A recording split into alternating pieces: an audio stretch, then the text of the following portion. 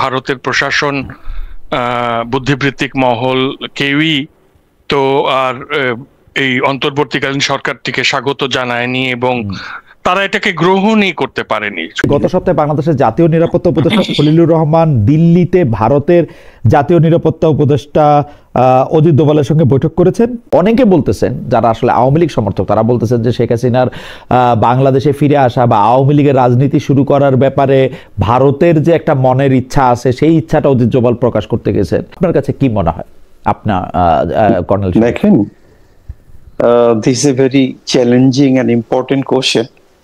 Recently আমাদের একজন সর্বোচ্চ কোর্ট যে প্রাক্তন প্রধানমন্ত্রীর ফাঁসির আদেশ দিয়েছে, তারপর পরই কিন্তু এই ঘটনা, এটা আমাদের কিন্তু সত্যি ভাবিয়ে তোলে এটার ভিতর প্রকৃত রহস্যটা কি।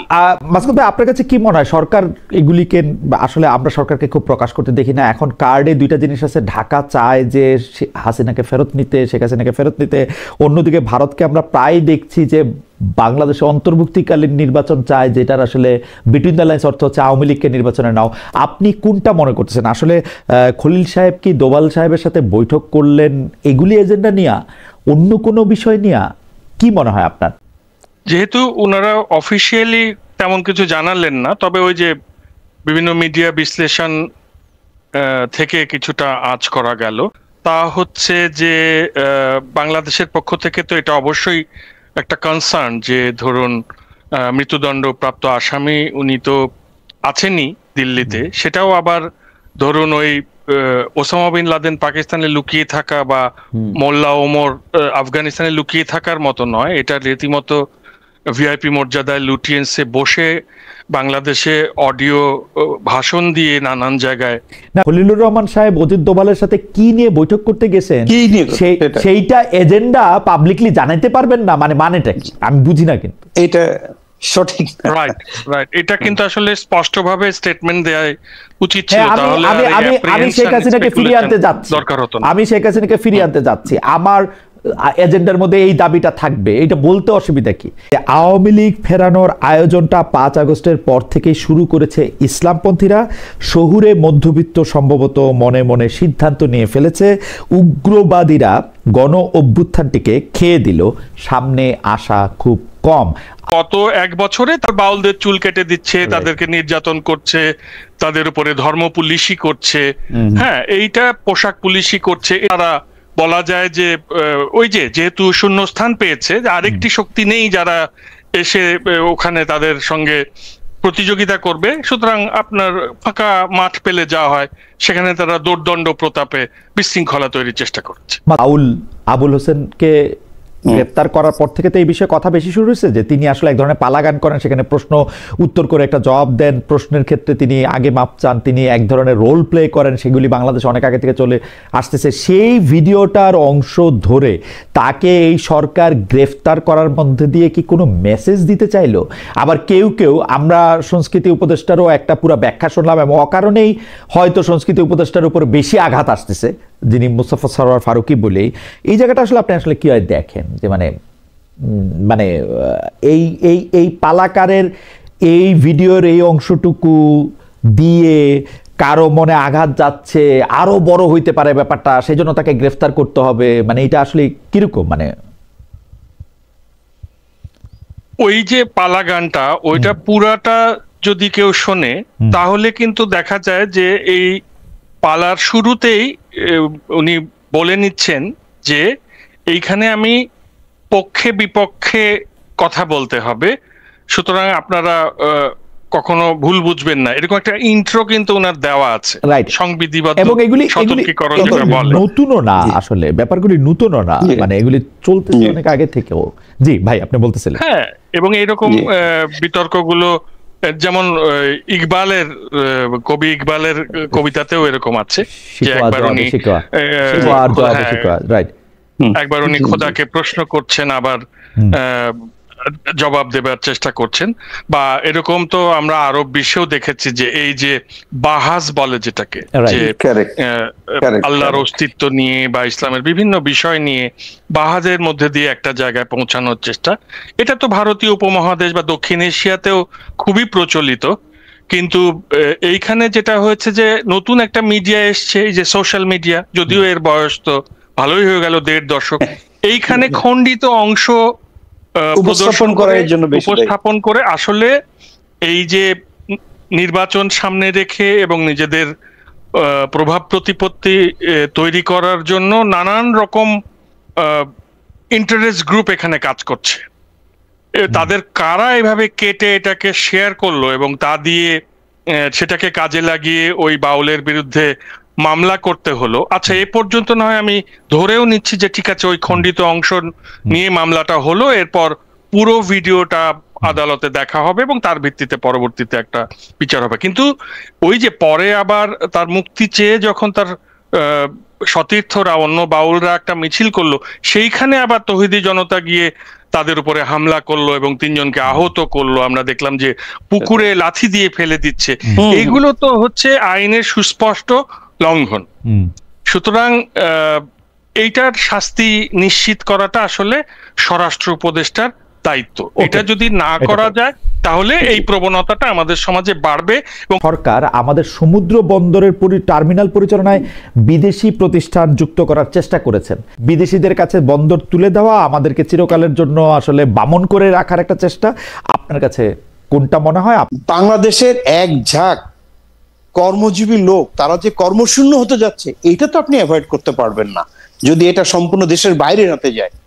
আপনি এই বন্দর বিদেশিদেরকে দেয়াটা সমর্থন করেন কি করেন না, অন্তর্বর্তীকালীন সরকারের দেয়াটাকে? আমি অন্তর্বর্তীকালীন সরকারের মাধ্যমে এই প্রসিডিওরটা আমার দৃষ্টিতে সমীচীন না। কনক শরীফ, আপনাকে ধন্যবাদ। আমি একটু মাসকুদ ভাইকে যেতে চাই। মাসকুদ ভাই, এই অন্তর্বর্তীকালীন সরকারে যারা আছেন তাদেরকে কিন্তু আগে থেকেই বলা হচ্ছিল যে তারা হচ্ছে সাম্রাজ্যবাদ, পুঁজিবাদ, বিদেশি বিভিন্ন জায়গার মধ্যে থেকে তারা পুরো বাংলাদেশটাকে আসলে একটা আন্তর্জাতিক ব্যবসার বা আন্তর্জাতিক রাজনীতির, গ্লোবাল রাজনীতির একটা ক্ষেত্র বা একটা হান্টিং গ্রাউন্ড হিসেবে দেখেন। এটা তাদের বিরুদ্ধে সমালোচনা, এবং তারা এই সমালোচনাটার পক্ষে বা ওই সমালোচনাটার পালে হাওয়া দিতে তারা এই কাজগুলি করার ব্যাপারেই তাদের বেশি আগ্রহ। আপনি এটাতে আসলে কিভাবে দেখেন? মানে তাদের প্রায়োরিটিতে এখনই বন্দর বা সমুদ্র বন্দর পরিচালনায় বিদেশি কোম্পানিকে ইনভলভ করাটাকে তারা এত বড় কাজ বলে কেন মনে করছেন? আমার কাছে মনে হয় যে এই যে ধরুন ওই বন্দরকে কেন্দ্র করে যে ইন্টারেস্ট গ্রুপ রয়েছে যারা 54 বছর ধরে ওখান থেকে চাঁদা তোলে, নানানভাবে আয় উপার্জন করে বেশ ধনী হয়, এটা তাদের একটা রেগুলার ইনকামের জায়গা। এবং এগুলোতে পলিটিক্যাল ইন্টারেস্ট গ্রুপগুলো বা পলিটিক্যাল পার্টিগুলোর যারা নেতা তাদেরও একটা অংশগ্রহণ রয়েছে। তো এই কারণে কখনোই কোনো পলিটিক্যাল গভর্নমেন্ট এই দিকটা চিন্তা করেনি যে বাংলাদেশ যে এই যে শিল্পে, গার্মেন্ট শিল্পে এত উন্নত হয়েছে, এখানে এই অর্ডার সাপ্লাই গুলো দ্রুততার সঙ্গে করতে পারলে তাহলে এই সেক্টরটা আরো বেগবান হতে পারে। মাসকুদ ভাই, আমি শুধু 2-3টা জিনিসের ক্ষেত্রে আপনার এখানে দৃষ্টি আকর্ষণ করতে চাই। আপনি ইউকে বা ফ্রান্সের কথা বললেন যে ডেনিশ কোম্পানি ওইখানে তো কাজ করতেছে, কিন্তু আপনি জানেন যে ইউরোপীয় কাঠামোগুলো অন্য আরেকটা কন্ট্রাক্টর নিয়োগ করার ক্ষেত্রে তাদের ক্ষেত্রে এটাতে তাদের বেশি একটা ঝামেলা নাই, কারণ তাদের ওইখানে শ্রমের বা শ্রমিকদের যে দাম বা শ্রমিকদের যে ওইটা তাদের মানে ইউকের একটা লোক ফ্রান্সে গিয়ে কাজ করুক, ফ্রান্সের একটা লোক ডেনমার্কে গিয়ে কাজ করুক, এটা তাদের বেশি একটা করে না। যেই কোম্পানিকে তারা সুবিধাজনক মনে করে সেই কোম্পানির ক্ষেত্রে করে। কিন্তু বাংলাদেশের ক্ষেত্রে ঘটনাটা এরকম না। আমাদের কিন্তু তাদেরকে একটা বড় অঙ্কের টাকাই আসলে এই কোম্পানিটা এখান থেকে নিয়ে যাবে, আমাদের টাকা, যেটা আমরা আসলে নিজেরা ব্যবস্থাপনা করলে এটা করতে পারতাম। আর রাজনৈতিক দলগুলো যে চুরি বাটপারি বা শ্রমিক ইউনিয়নের সঙ্গে যে কোটারি স্বার্থটা রাখে, আমার মন্তব্য হচ্ছে ইচ্ছা করলে ওইটা কিন্তু বন্ধ করা যাইতো, ওইটার একটা সিস্টেম অ্যাডমিনিস্ট্রেট করা যাইতো, অন্য জায়গা থেকে কিছু লোক নিয়ে আসার দরকার ছিল না। মাসকুদ ভাই, এটা নিয়ে আপনি একটু মন্তব্য করবেন কিনা যে হ্যাঁ এটা ঠিকই আছে, যে মানে আমি এটা স্বীকার করি যে ওই বন্দর নিয়ে তো অনেক চলে এটা, কিন্তু ইউরোপের উদাহরণ দিলাম তো আমরা একটু আগে, কিন্তু আপনি ধরেন আফ্রিকার কথা চিন্তা করেন বা গালফ স্টেট গুলোর কথা চিন্তা করেন, সেসব জায়গাতেও তো এই বন্দর পরিচালিত হচ্ছে এবং সেখানে তো স্থানীয়রাই কাজ করে। আপনি কি মনে করেন, আপনার আস্থা আছে কিনা এই আর্মি রাস্তায় থেকে একটি লেভেল প্লেইং ফিল্ড, একটি ভালো নির্বাচন পরিচালনা করতে সিভিল প্রশাসনকে সাহায্য করবে? আমার ধারণা যে তারা সুচারুরূপেই দায়িত্ব পালন করবে। আমি তাদের অন্তত 2, 3, 4, 5 অগস্ট 2024 যে ভূমিকা দেখেছি, পরবর্তীতে আইন শৃঙ্খলা রক্ষায় যে আন্তরিকতা দেখেছি, তাতে আমার আস্থা না রাখার কোনো কারণ। মাসকাত ভাই, আপনাকে ধন্যবাদ। আমি কর্নেল শরীফ, আপনার কাছ থেকে জানতে চাইবো যে আর্মি কি আসলে রেডি? আর্মি কি আসলে সেই পরিমাণ নিরপেক্ষ? জুলাইয়ের যোদ্ধা হিসাবে বা জুলাইয়ের যারা জুলাইকে যারা সম্ভব করেছে, মানে জুলাই আগস্টে, তাদের মধ্যে অবশ্যই সেনাবাহিনী একটা রোল, মারাত্মক ভালো রোলই প্লে করেছে। কিন্তু পরবর্তীতে আমরা কিন্তু সেনাবাহিনীর সঙ্গে বিভিন্ন ছোট বড় কনফ্লিক্টে জড়াতে দেখেছি অন্যান্য জুলাইয়ের যারা অ্যাক্টর আছেন তাদের সঙ্গে। আপনি এখন কিভাবে দেখেন যে আর্মি কি আসলে একটা ভালো নির্বাচন করতে চায়, করবে, নাকি নিজেরাই আসলে একটা খারাপ নির্বাচন হোক এরকম চায়, তাদের আসার পথটা একটু সুগম হোক এরকম চায়? আপনার কাছে কি মনে হয় কর্নেল শরীফ? যে বাংলাদেশ সেনাবাহিনী যে ওথ, যে দেশ এবং দেশের সংবিধান রক্ষার জন্য তারা জীবন উৎসর্গ করতে প্রস্তুত, জল স্থল আকাশ পথে যেখানে যাইবার আদেশ করা হবে সেখানে যারা দায়িত্ব পালন করতে বাধ্য থাকবে। আমাদের এই সেনাবাহিনী যে 5ই অগস্টের পরে 8ই অগস্ট পর্যন্ত বাংলাদেশে কখনো এই দেশে কোনো সরকার ব্যবস্থা ছিল না। তখন আমাদের জেনারেল ওয়াকার সেনাবাহিনী প্রধান স্ট্রিক্টলি বলেছিলেন যে আমার ক্ষমতার প্রতি কোনো মোহ নাই, এবং বারংবার উনি বলেছেন যে আমার সেনাবাহিনী তাদের দায়িত্ব পালন করার পর তারা সেনানিবাসে ফেরত যাবে। তো তাদের যে আচরণ, কথাবার্তা, ব্যবহার সবকিছুই কিন্তু স্বদেশপ্রেমিক, দেশপ্রেমিক সেনাবাহিনীর উজ্জ্বল উদাহরণ। আমাদের একটা কৌতূহল আছে যে আমরা কিন্তু আওয়ামী লীগের হয়ে সাবেক প্রধানমন্ত্রী শেখ হাসিনা, যিনি আদালতের রায়ে খুনি হিসেবে বিবেচিত হয়েছেন, বা তার যে তিনটা ইলেকশন, এর মধ্যে যদি 14, 18, 24 আমরা বলি, সেই ইলেকশনের সময় তার এই ইলেকশনটি নির্বিঘ্নে করার জন্য এই সেনাবাহিনী তাকে সাহায্য করেছে, আমি এরকম বলবো, কোনো সময় দাঁড়িয়ে থেকে, কোনো সময় অ্যাক্ট করে। তো এইবার আমরা মানে এই সেনাবাহিনী যে আসলে এরকম কারো হয়ে কাজ করবে না, এটা আমরা কেমনে বিশ্বাস করব, বা বিশ্বাস করার আমাদের কারণ কি? বিশেষ করে যে সেনা প্রধানকে সাবেক প্রধানমন্ত্রী শেখ হাসিনা নিয়োগ করেছিলেন, সেই সেনা প্রধানই যখন আবার সেনা প্রধান থাকেন, তখন তিনি মানে আমরা কেমনে এটা বিশ্বাসটা কেমনে করব? এই জন্যই কিন্তু আমি প্রথম যেটা বললাম, অ্যাকর্ডিং টু কনস্টিটিউশন রুল, সেনা প্রধান বা নৌবাহিনী প্রধান বা বিমান বাহিনী প্রধান নিয়োগ দেওয়া হয়। এই নিয়োগটা যদি যিনারা নিয়োগ দেন তারা রানিং গভর্নমেন্ট, তারা যদি তাদের উদ্দেশ্য সার্থক করার জন্য নিয়োগ দেন তাহলে তো এটা হবেই। This is one man show command. আর এখন যারা আমাদের যে উচ্ছৃঙ্খল, আমার বন্ধু যেটা বললেন, সেনাবাহিনীর কিছু উচ্চাভিলাষী জেনারেলরা তাদের ব্যক্তিগত উদ্দেশ্য সার্থক করার জন্য ডিজিএফআই কিন্তু বাংলাদেশ সেনাবাহিনীর অংশ নয়।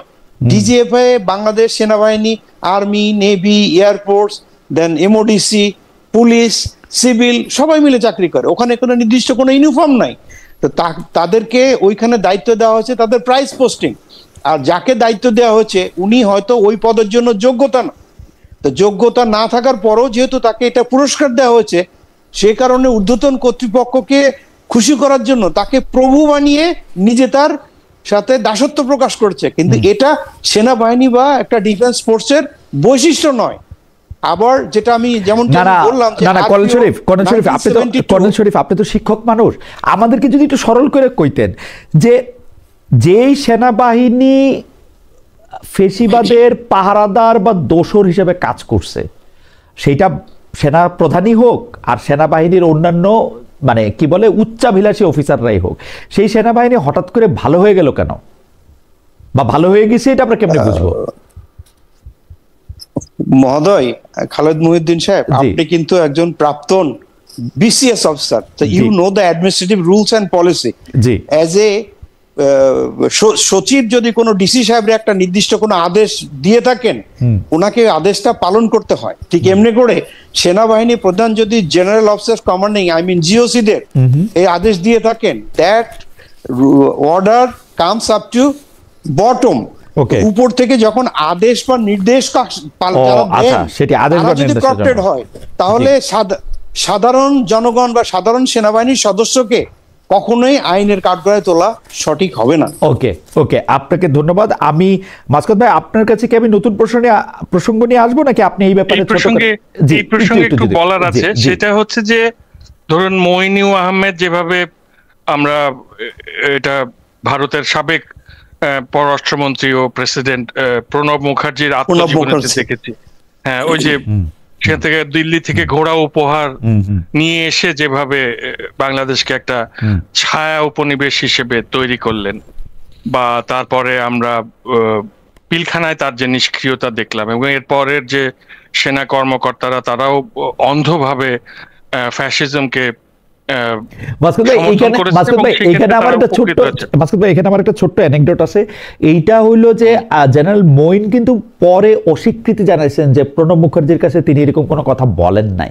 তার লেখালেখির মধ্যেও তিনি বলছেন যে এটা বলেন নাই, ওইটা উনি বানায় বানায় বলছেন। আমার কাছে মনে হয়েছে প্রণব মুখার্জিরে বিশ্বাস করার থেকে আমি বরং জেনারেল মঈনের কথাটা বিশ্বাস করছি বেশি, কারণ আসলে এটা প্র্যাকটিক্যালি এটা লজিক্যাল না। মানে প্রণব মুখার্জিকে গিয়ে উনি বলবেন যে আমার চাকরিটার ব্যাপারে একটু শেখ হাসিনাকে বলে দেন, আর উনি বলবেন যে হ্যাঁ আমি বলে দিছি, এটা জানি কেমন too good to be true.